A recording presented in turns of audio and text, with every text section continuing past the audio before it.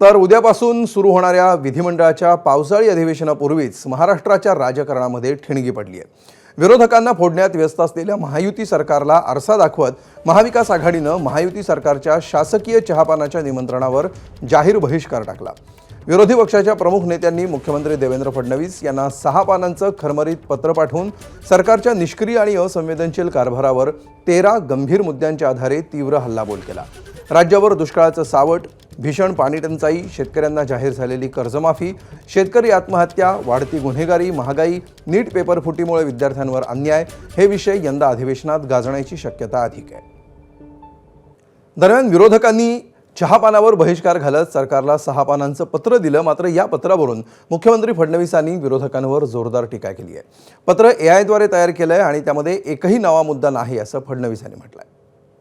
एकूणच या संपूर्ण पत्रकार परिषदेमध्ये कोणताही नवा विषय हा विरोधक मांडू शकलेले नाही।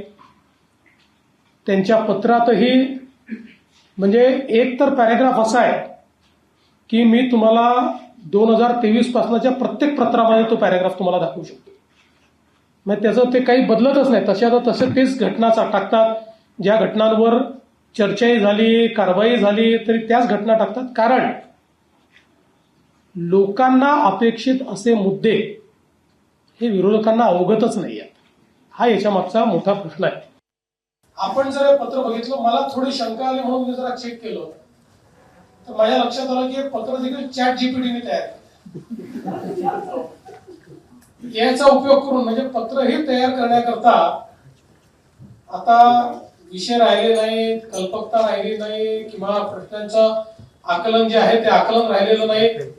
त्यामुळे एआयचा उपयोग करून पण मला या गोष्टीचा आनंद आहे की किमान टेक्नॉलॉजीचा उपयोग हे विरोधक करायला लागलेले आहेत। ही चांगली गोष्ट आहे।